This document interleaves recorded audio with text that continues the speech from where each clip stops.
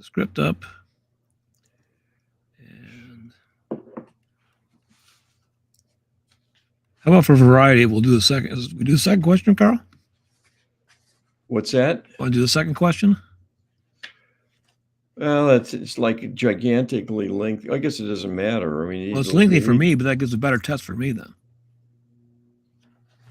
Well, we don't have to, you don't have to read the whole, actually, it's a short answer for you, but it's a long question for me. So that's fine. Whatever. Let's do that. It's a good question too. I know I want to do something different. Yes. Yeah. Right. Exactly. Okay. And here we go. 1, 2, 3. Also in the book, 30 Years Among the Dead by Dr. Carl Wickland, the experience of a sensitive young man is shared. This young man had established himself in business with his father when one morning he rose early and left home.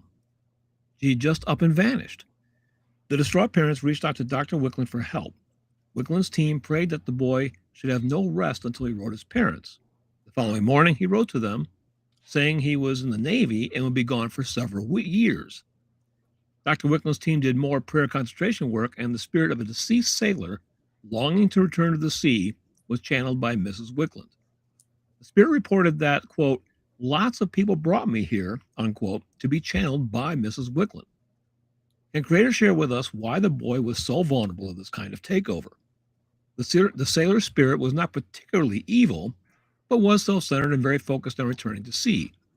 It was said that the boy in the question above was, quote, sensitive to spirit influence, unquote. Aren't we all, to one degree or another? What was it about the boy, and all of us for that matter, that make us sensitive to spirit influence versus not sensitive, or at least not so sensitive? What percentage of the human population has had a takeover as this boy experienced? Due to the effective action from a considerable distance of the boy's parents, Dr. Wickland and his team, including his gifted medium wife, the boy was freed from the spirit and eventually reunited with his family. The family was even successful in arranging an early discharge from the Navy, something not at all easy to accomplish. How does this distance release accomplished through prayer show us how the Lightworker Healing Protocol works to accomplish similar outcomes? What can Creator tell us?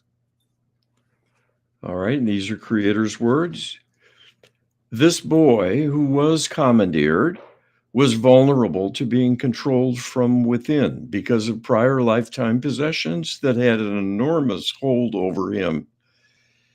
So that was the healing need to be addressed in the current lifetime, and had grown through repetition of incidents of that kind to simply be too much to handle. And he was once again victimized severely through an actual takeover, so that many of the life decisions were decided by the possessing spirit. In his case, this was a human spirit, not a demonic spirit meddler, and that is why the possession did not lead to evil acts, only inconvenience and suffering from having his life interrupted for a time, in effect, having been kidnapped by another consciousness to serve its bidding.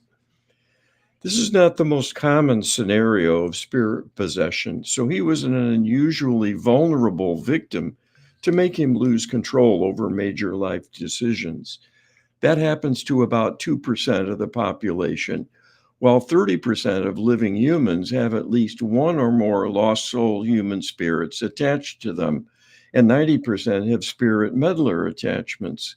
Clearly, 90% of people are not psychotic. So this speaks to the negative consequences of spirit possession being as dependent on the vulnerability to prior karmic trauma and other factors regarding spiritual alignment, emotional health, and so on. The ability of this medium and the prayer work launched to help this situation illustrates that concerned human beings, especially when partnering with the divine realm, can do much to handle the difficulties posed by the spirit realm intruding on things.